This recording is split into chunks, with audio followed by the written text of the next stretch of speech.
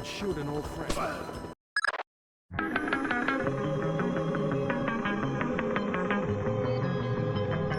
Agency in games is just an illusory phantom that we pretend is there. We have a predefined level of control on account of the nature of game design because everything's hard-coded and concrete. Even if the abstractions seem open and endless, and there's a beauty in that light. Splinter Cell's special, man, especially at 3 AM, it's agency done perfectly because it's honest in how it lies. But even without full control, there can still be a feeling of autonomy and agency that's equal to the feeling of fun and freedom that allows the conscious mind to bypass this metaphysical bullshit and focus on the feeling of being a secret agent. Hey. Walking with that unique oscillation between tension and relief of conflict and resolution within both the individual levels and the holistic experience, while entirely devoid of the requisite risk that one might associate with such an endeavor, were it real, i.e. being a secret agent who might die at any moment. This is the reality of agency in games, and Splinter Cell, more than any other game I've covered here, shows without any doubt that it is not a hang-up, but rather a strength, to not have complete agency in a game. If you did, things would go off the rails real fast, because those rails would have no foundation to keep them grounded. And so Chaos Theory is very good at knowing exactly where to put those rails, and the literal ones that you hang from. Gaming, innit? The levels are like songs in a concept album, different enough to keep things interesting, but similar enough to feel like everything's in its right place, working together while remaining distinct. In the early 2000s, things were very different, and risk-taking was commonplace within the gaming world. There was a kind of technological Cold War, you know?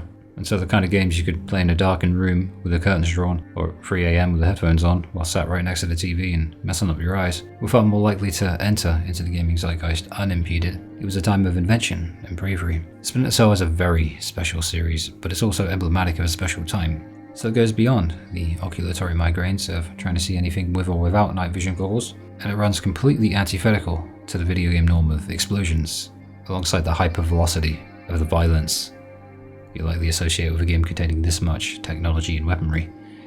It just bypasses all of these things and goes straight into the soul, due in no small part to gaming's inherent appeal to our more primitive instincts and emotions, and its insistence on being really stupidly cool, literally all the time. It's a cool game. With this, Splinter Cell offered an insight into something new in 2002 when it dropped, that would ultimately become timeless, and it would proceed to evolve all the way up until the release of what many consider to be the best game that ever came out of the series, Chaos Theory, 2005.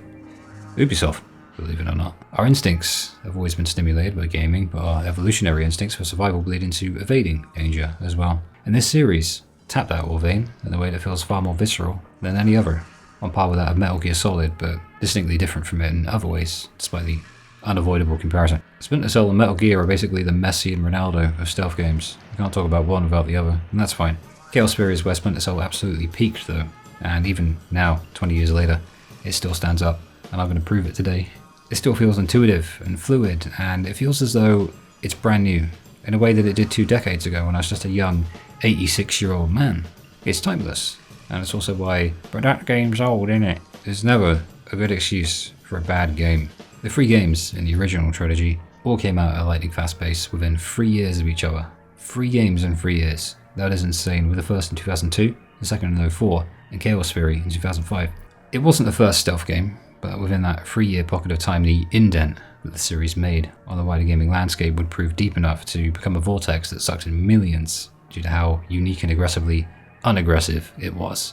Within these seemingly disparate elements, cohesion occurs that's surprisingly cozy and comfy, despite the fact that these games are quite violent in nature, especially if you really want them to be, and built on tension. The pressure valve is constantly on, and it defaults to it from the very first second of the trilogy, right up to the last moment when you blast through the glass of the underwater base. No doubt the knowledge that you're not actually Sam Fisher and you're not actually going to die in real life if you get caught plays a part in this coziness, sure.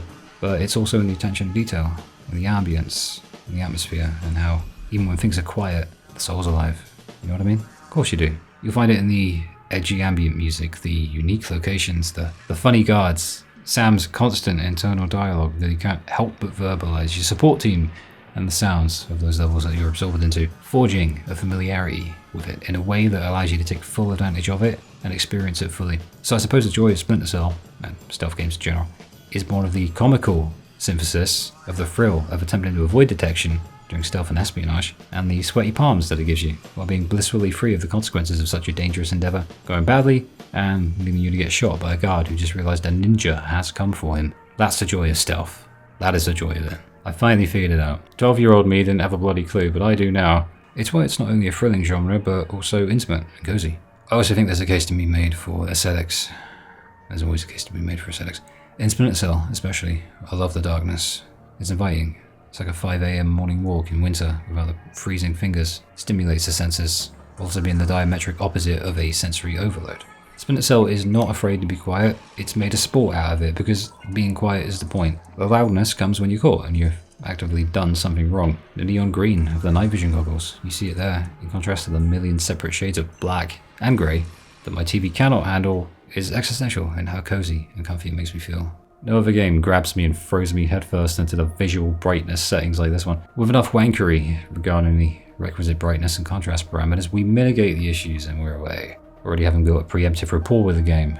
By extension, prior to even moving Sam in any particular direction, that's the Splinter Cell experience. Messing with the brightness is a form of bonding, and that's in light of the ever-present and unchanging visual paradigm that the trilogy sets. I like to call the meeting point between close to a headache and full-blown headache. In Splinter Cell there exists an axiom, because I say so. Either you've got your night vision on, or you can't see shit.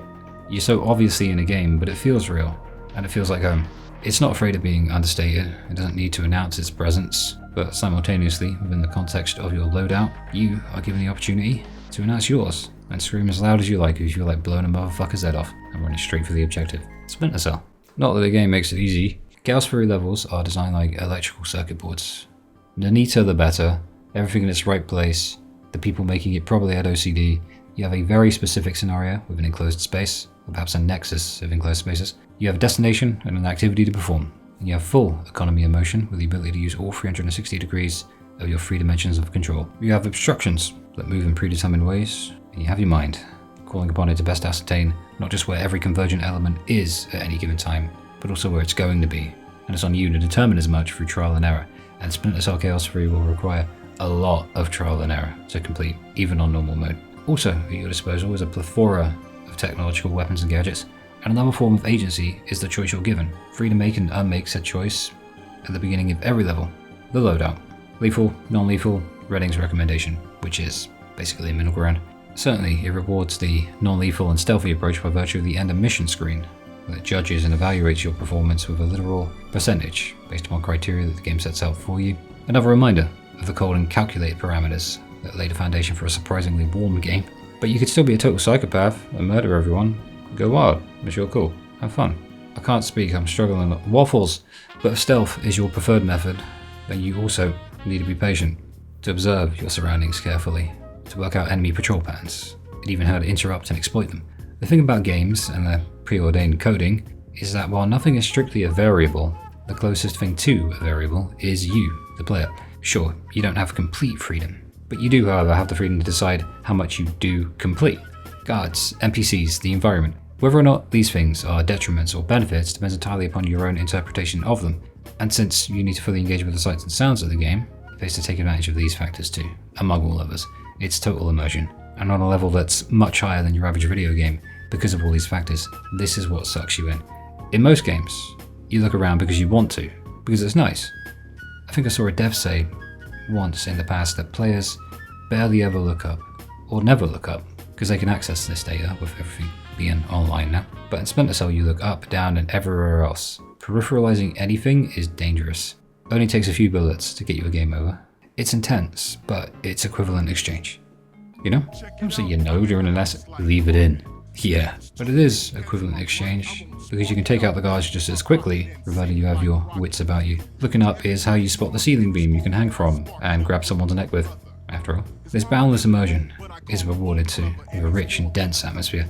Ambient noise isn't just atmospheric, but gameplay related and contextual, and you're given a corresponding bar to represent just how loud the ambient noise is, alongside your own sound levels, relative to one another in a way that creates a constant balancing act. But the best thing is, if you genuinely pursue mastery of the game's inner workings, you'll quickly find that the visual indicators aren't even strictly necessary for you anymore, at least past a certain point, because it will train you in this aspect of the game. It's a hard game, it really is, and it makes the game's innate environmental design feel truly alive. giving you a level of connection with that place that acts as the foundational basis for this whole immersion thing that we all get so excited about. Oh, it's immersive, it's immersion. Yeah, and this one does it good. On the topic of sound design in games, it really is more than just having a good soundtrack. So when shutting the fuck up is paramount, it's imperative to make sure that the perceivable sounds outside of the player are balanced really fairly. So is it fair? Sure. Sometimes. At least when it doesn't act all glitchy and weird. But as ever, it's a PS3 port of a PS2 game, so what is and isn't anyone's specific fault are a mystery to me. So that puts me in the ever-privileged position of not having to pretend that I give a shit. Spooking the Guards is a legitimately intense experience. You have 3 stages of alertness, or I guess sentience, with the first being complete unawareness, the second being spooked, and the third being entering into that pre-alert phase. Is done so well here because the quiet of the level, with the natural ambient noises and the very understated music, will suddenly be interrupted by complete chaos. In theory, chaos theory. Fuck off, Luke. It can make your heart skip a beat. It can. And for when the shit really hits the fan, you'll know.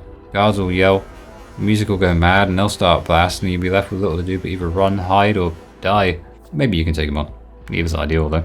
But once again, the sound design takes this immersion and tension and gives it perceivable qualities and quantities in a calculated and measured way that's analogous to how you might approach the mission. The design for Chaos Theory is like its own self-enclosed loop. That's what I found playing it over again. And so, while nothing really crazy tends to happen outside of a few glitches, it also keeps things contained in a way that accentuates the best qualities of the game. It's what it needs to be, and nothing more.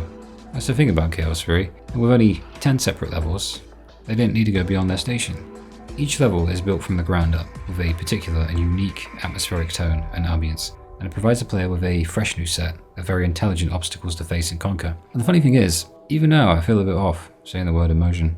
Immersion. The thing is, for some reason, it's been reduced to a buzzword in gaming, like open world, or ludonarrative, or master. But in Splinter Cell, it's a core part of the experience that's taken to its logical extreme, and in a way that assimilates perfectly with the source material that it's baked into. It's intrinsic to the enjoyment of the game and the inherent nature of how the game establishes its own identity to begin with. It's the foundation of everything you do in the game, and it's deserving of that level of gravity that's placed upon it. You see it in everything the game does, from the ability to select your own loadout prior to a mission, to the ways in which you navigate said mission, which of course includes the application of the loadout you chose. Extra dimensionality. It's present in the game, but it's implemented in a way that's analogous to how you approach it as a player. There's the agency again, cautiously, deliberately, and with complete and total intentionality. These games suck you in, and I can never explain it, at least internally when I was a kid playing it, but I think I understand it now. And the best part is that you can still simplify it, because it is still a very simple game. Get to the objective and do the thingy while being as sneaky as possible, or just go out and blow up the thingy and blow up everything along the way and then get the thingy. Yeah. It really can be boiled down to that. You could spend hundreds of hours with this game or just zip through it over the course of a weekend. There's probably no better way to stress the stealth emphasis than making your life miserable when you don't do it well enough. I mean, these guards only need to shoot you a few times for your health to be in a critical state, and your guns are nowhere near as reliable as they seem. The pistol, for instance, seems quite possibly intentionally crap. When it comes to shooting your OCP at a light to disable it temporarily, never messes up. But when you're shooting people, you can point that thing right at someone and still miss. It happened in a highlight video when I did highlight videos back in the day.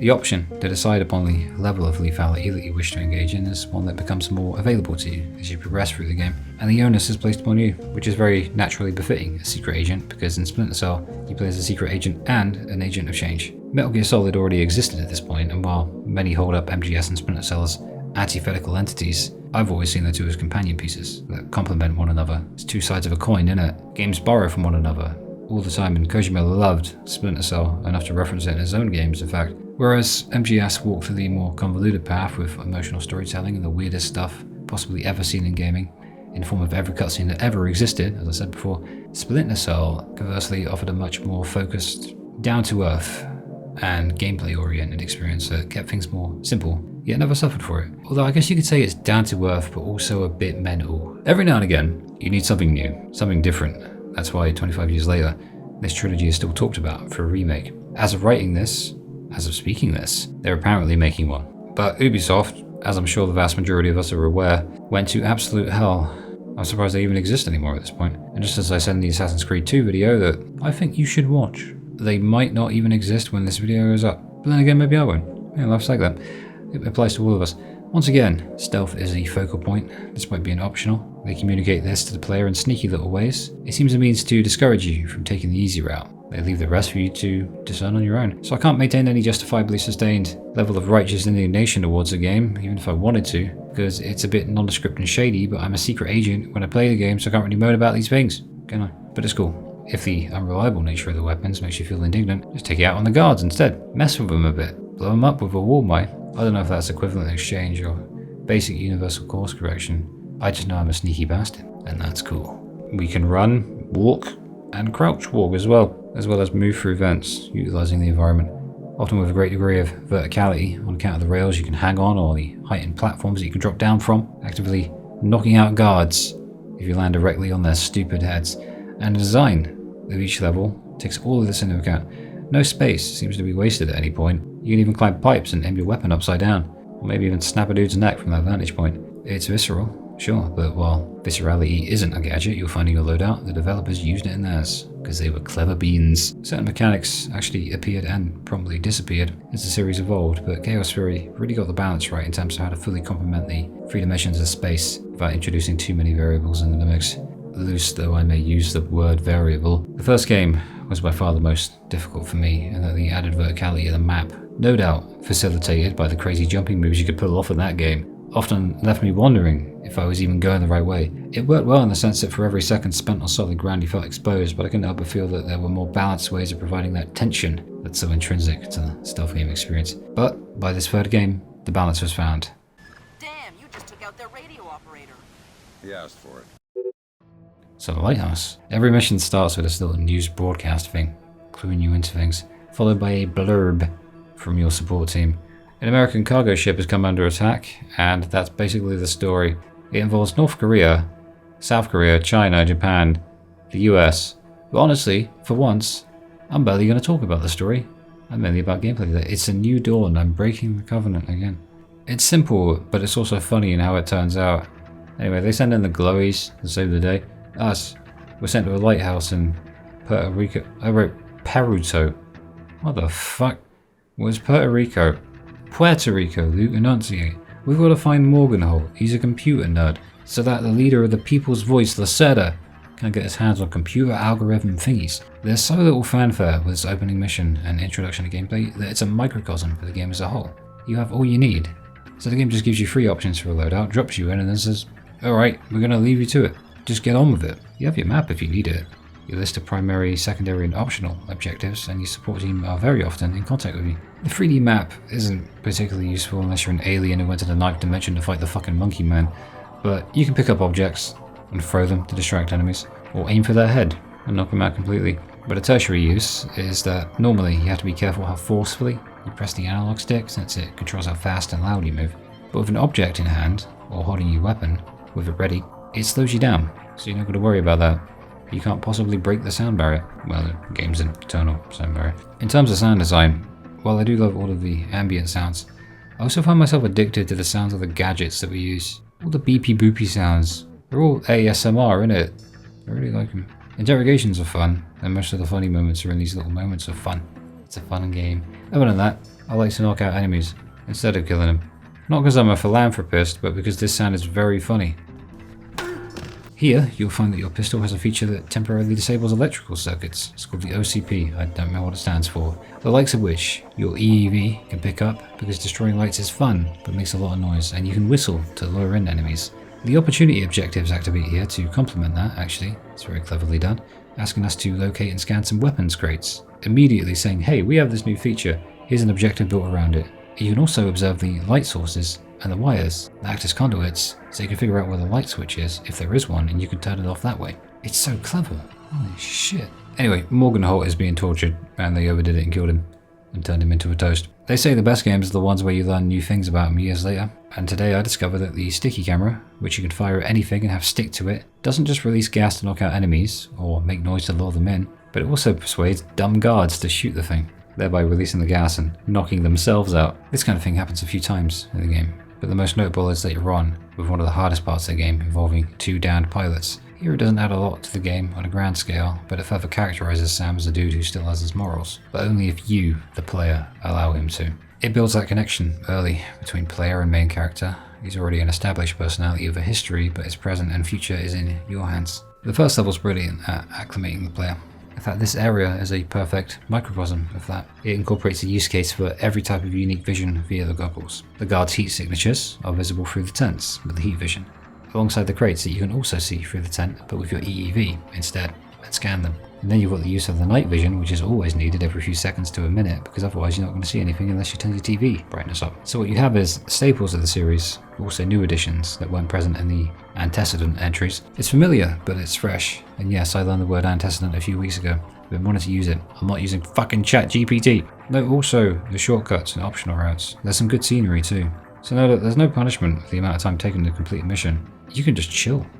With differences in platforms, levels that were originally segmented and broken up by loading screens are now one big map, which has led to certain parts of the maps being distinctly different from the original. This is the PS3 HD collection, for reference. I don't know how it works on the original Xbox version, but the disparity in how it works between consoles is an interesting one, to say the least. And I suppose another little quirk of the PS3 HD collection remaster, other than being buggy and glitchy as hell, is that the trophies are bugged at times too. And certain hard trophies that require you to play the game very well won't be unlocked if you go over the threshold, despite saving the game and reloading to try and trick it. So that actually means that the game keeps a secret, internal account of things you might not expect. Maybe this is by design. Either way, given how jumpy it is, and how glitchy and buggy it is, this PS3 version is probably the worst possible way to play this game. But I'm not made of money. I came into this one expecting to have to excuse the old graphics as a product of the times, but the graphics are actually surprisingly decent. In fact, they have no right being this good for 2005. Some PS2 games are really pushing the boundaries. Art style, however, as always, dictates how good any graphics will look because characters have to fit into the world they inhabit, or they'll look like numpties, among other little considerations that will add up. So for a graphical style that went in for realism in 05, it's really impressive. The soundtrack is peacefully dark, very eerie, like they wanted it to be really oppressive in its atmosphere. It's the soundtrack to stealth, even if the soundtrack to stealth is actually silence. Amon Tobin has a unique approach to music that I think fuses really well with Splinter Cell. It was just made to be. Amon and Splinter Cell just fused together perfectly. What they do is introduce a load of ambient noises and odd sound effects in the songs that seem synchronous with how the game handles audio elements itself in the ambient atmosphere, in the environment. The soundtrack's iconic, but instead of talking about it, we will let it play as it navigates the game, and we'll let it tell its own story. I've tried talking about music, but today I'm trying different things. It's one of the best soundtracks I've ever heard. I can't say enough good things about it. It's dark, but it's also peaceful. It's sinister, but it's also beautiful. It's pretty, somehow. After this, it's as simple as heading to the lighthouse and grabbing the info about our next location. A boat where Lacerda fled to. This game thinks about things before you do, luckily. And even if you take out the radio operator, it's not game over. The game just places the info in a filing cabinet nearby. It's pretty simple, but it beats having to redo the entire mission. Maria Narcissa. You're not trying to set me up on another blind date, I hope. The Maria Narcissa is a boat. So was the last girl you set me up with. Fisher. Sorry. This is probably the most recognizable song in the game. The moment you hear it, your brain just teleports you to the cargo ship immediately if you played this one years ago. The cargo ship has a more dichotomized structure than the lighthouse. The prior level excelled due to an abundance of cramped spaces, but the ship provides areas both cramped and expansive. Long stretches of walkways allow the player to stretch their legs, but with the freedom comes a lot of danger as well, because there's less space to hide if you don't like what's at the other end of that platform. So this level represents an expansion of player freedom that won't alienate you from the established norms that the game placed down as its foundations in the opening mission. They have a newly installed central alarm system. Don't tell me. 3 alarms and the mission is over? Of course not. This is no video game, Fisher. But you don't want the whole place alerted to your presence. Keep it under control. Yet, alarm system. The gas room. Shoot anything in here and it will explode. All of it. The whole thing. Same goes for your enemies, the guards. Don't expect them to be insightful enough to be cognizant of that. Grim says as much on the radio in her own way. In essence, detection here is game over. It's like European Extreme in Metal Gear Solid. There are a lot more ways to reach your objective now, and the obtaining of information is encouraged in order to ascertain where exactly that location and objective is. So have fun with the nexus of stairwells, because once you've figured them out, they'll stop annoying you, and they'll become quite useful. Lacerda and his two bum buddies can be taken out in a variety of ways, but I've always enjoyed the sticky cameras and their gas function, allowing us to fart the three of them out of existence simultaneously. But maybe you prefer something a little more explosive. I saw him. You're now hidden. And you're done. Just go down to the other end of the ship and call in an extraction.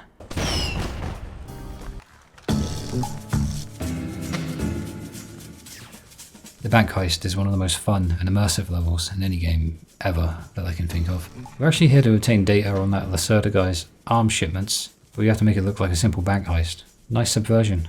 Everything I've said about the atmosphere and ambience in this game's visual design and sound design are on full display in this level. Starting outside, we're in the cold backyard, using the noise of the fountain to aid us in sneaking by, then having two options right off the bat as we enter into the bank's very dulcet interior.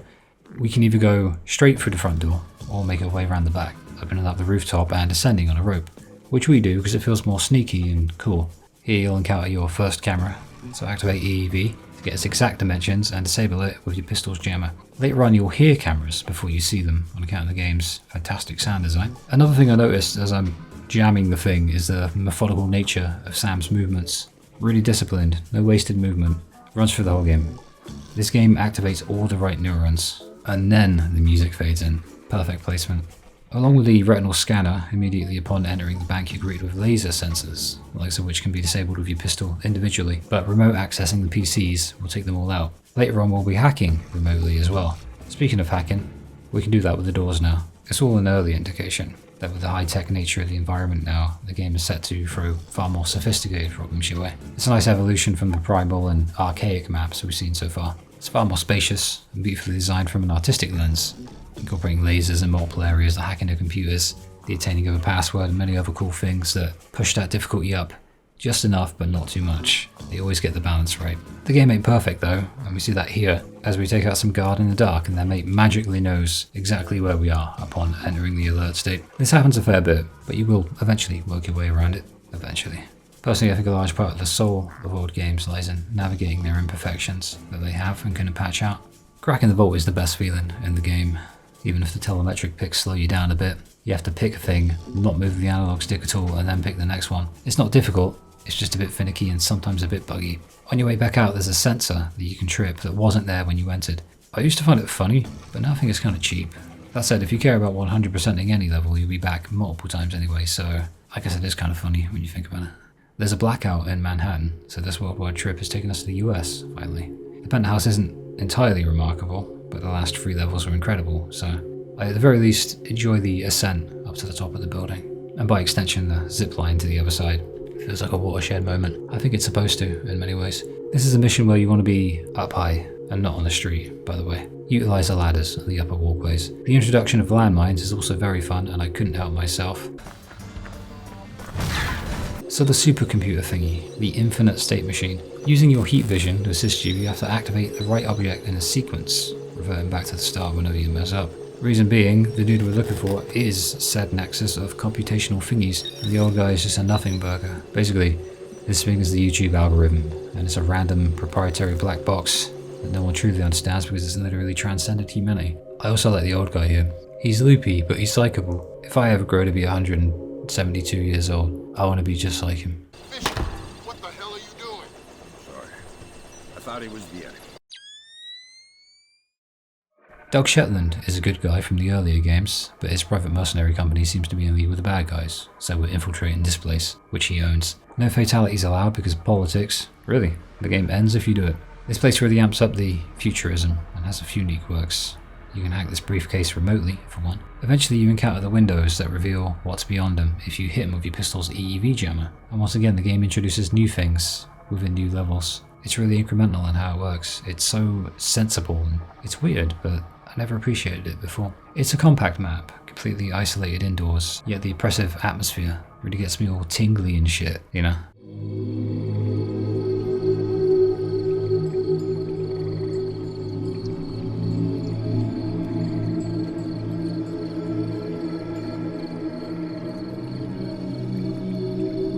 Japan now, and we're still in this wild goose chase of yet another new name in the story. But this level's special.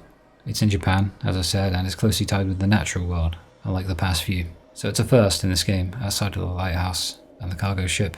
But I think it's distinct for a few reasons. For instance, the use of those dulcet green colours and the dark nature of the place in synthesis with the ambient sounds finally giving way from those mechanical and futuristic vibes to something far more cerebral is present because of nature. I remember the second game in the series, Pandora Tomorrow, having a jungle mission that I adored, and this is a good substitute. Called a nightingale floor.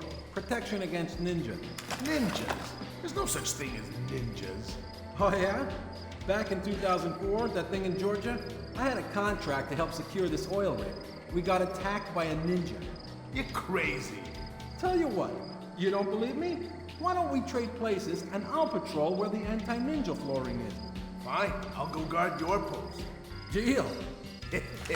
Watch out for ninjas, sucker. They're listening.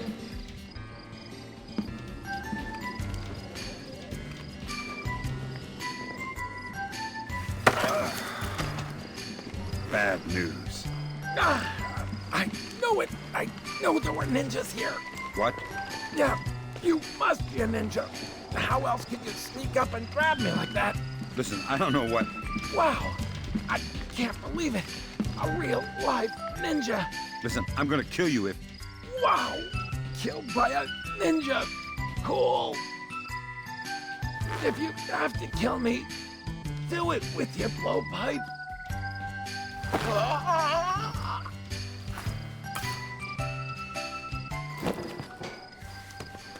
These guards are the most fun ones in the entire game. They even have anti-ninja countermeasures, so it's cool that we can get through the floorboards. I love contextual actions like that. It might not dawn on you to even try to grab the dude through there, but it's always worth a go in this game. Also, yeah, Shetland is crooked. Sometimes he stabs the other dude, sometimes he shoots. I'm not quite certain, but I think, if my theory is correct, I reckon it's based on whether your alarm level is good. So maybe that's why. It was stealthy later on, but this time I just felt uppity. I just need to get some things off my chest, and so I shot a few dudes in the head, you know? In the game, I'll be honest. Battery is the most boring mission by far. It's just a missile base, and aesthetically the only thing that seemed remotely interesting is this beautiful red and gold sunset right at the end of the level. Nothing new is added in the mission either, so I won't belabor the point. It was here though that I realised just how small the levels truly are, and how they're made so much bigger in your perception by the time taken to utilise each enclosed space to its absolute maximum. There's less space, but more to do within it, thereby creating a spatial illusion. That's actually just depth of content. It's really clever. Now let's admire a sunset together.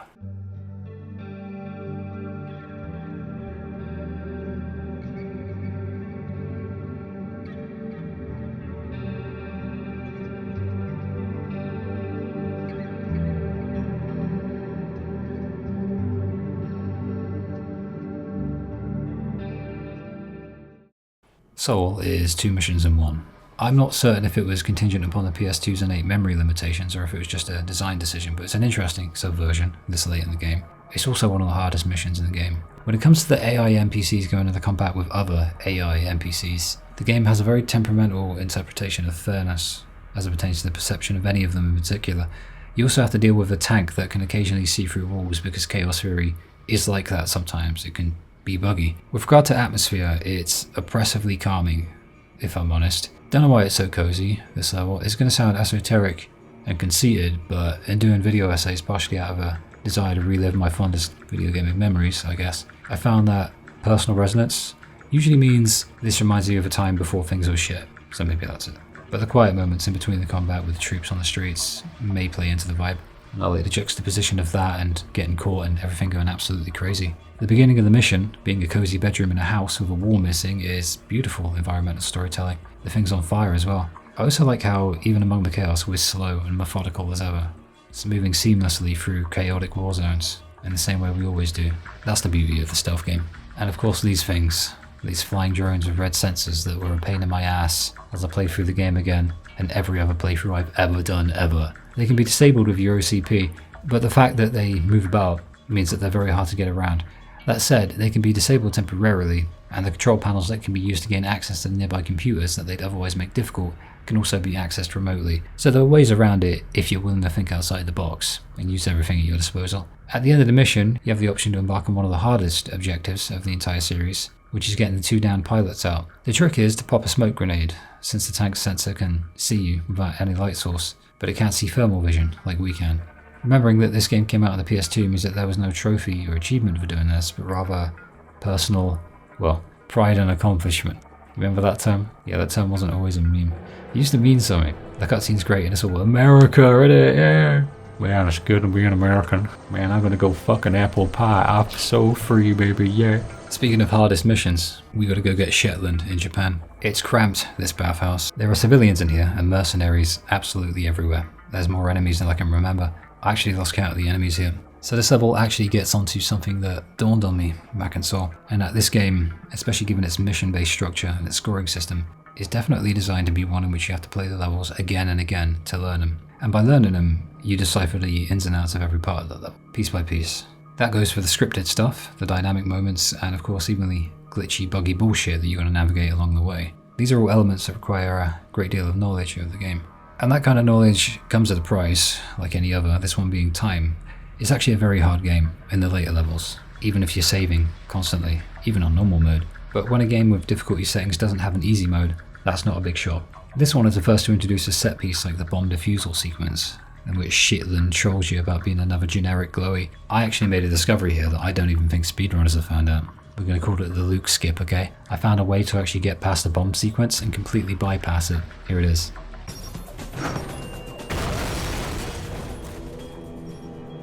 See, it's genius, isn't it? We also experiment with sequence breaking and have some fun, because gaming is about fun. Next time I'm going to stick the ball mine where he is and I want to see if it... I've got to know. You're behind some cover. Go on, block the wall mine. Do it. Make my day, I've had a bad week. Do it. Do it! Don't stop there. Blood is thicker than water, and you and I have blood locked together. Please blow him up. You're playing your honor for their agenda. I needed that wall mine. Ah! I don't know, that's why I'm worried. Oh, I want my wall mine back. Oh, for fuck's sake! Oh no, it's possible, okay. There we go. And it's too late, great. This game is like... it's trial and error, the video game, isn't it? But then the game got its revenge. Oh, I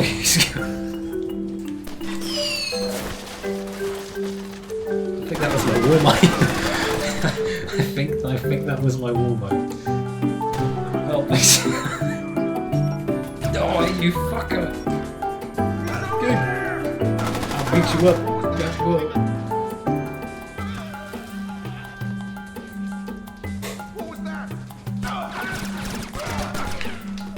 Yes, yes, yes, yes, yes, yes! I did it! When you catch up with your bum buddy Doug, Shetland, it doesn't matter what you do here. Sam will always say, "You're right, Doug, I wouldn't shoot an old friend." And I have to say that because my PS3 version is so glitchy and buggy that for some reason Sam's voice doesn't appear in the bloody cutscene. But it's true, if you shoot him then you didn't shoot an old friend. If you stab him, you didn't shoot an old friend. It's funny. Kokubo Sosho. It's not the hardest level, despite being the final one, but it is the archetypical final level in many ways. It's large and expansive, it has multiple routes to choose from, has a few set pieces, the likes of which can result in you being captured alive and having to break free of captivity, and the futuristic vibe of the level is magnificent. It's only later on in the level when it gets really difficult, in a way analogous to the last two, but not quite as difficult as them. As for the story, I might as well. The Japanese admiral was a real bad guy all along, and we, the American hero, must go to Japan and bring glowy justice to save the world. I forgot how simple the story was. It's almost innocent in that way, isn't it? The final sequence is similar to the bathhouse. It's a scripted set of events in some ways, and a degree of freedom in how you choose to go about it. It can be very difficult. You have elite SWAT units with night vision and a turret above you that moves around, oscillating from one side of the room to the other, and they're all immune to gas. About the only thing that can get you out of this non-lethally is a smoke grenade or 4. Eventually we catch up with Admiral Otomo, and he reminds me that my PS3 version has even more glitches than I remembered, whereupon sticking a blade in his belly, half of his head disappears. I'm genuinely curious as to whether or not I scratched my disc, or if this is just another symptom of a piss poor port. But we save him, we blast our way out through the sea, and are rewarded with this wonderful, weirdly romantic music.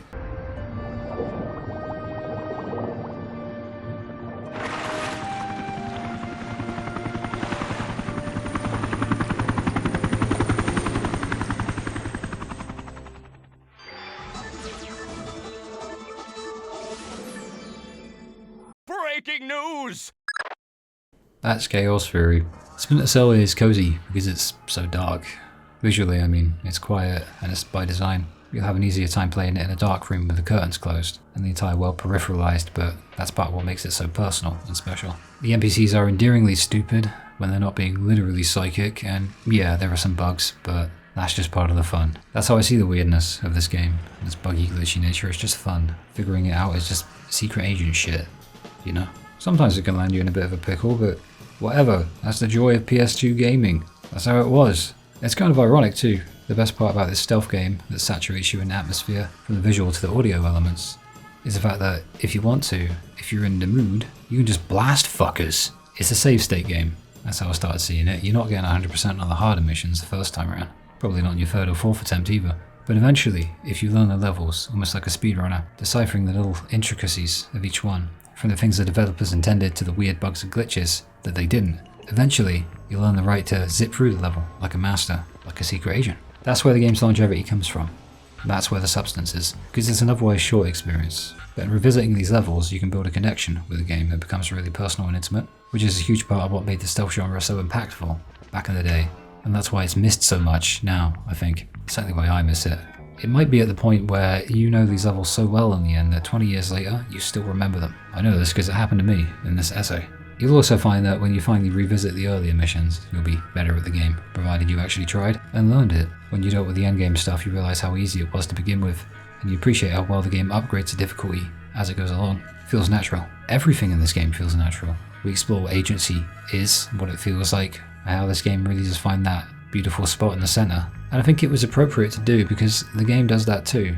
In the earlier levels it feels more open-ended, but in the later levels, where you're thrown into certain set pieces, you find that the more restrictive it feels, the more free you actually are. So it's a game that rewards you for trying again and again, utilising everything at your disposal and devising your own methodology for every little idiosyncrasy that the game shoots at you. And also it's really fucking cool. I don't think there's been another game like it since Double Agent on the PS2, and I really do miss the Splinter Cell series. Personally, I'm not bothered by a remake, I don't really like remakes, and I can't trust modern Ubisoft to do them justice. At the very least, the old games are always there. And 20 years later, it's as vivid and lucid as it always was. Which is ironic, considering how fucking dark everything is. Trying it today. Fun fact. Pistol. Window. I remember. I'm not that fucking old, mate. I know it's been a long fucking time and oh, that was good. That was my knee and my ankle. Maybe I am that old. No.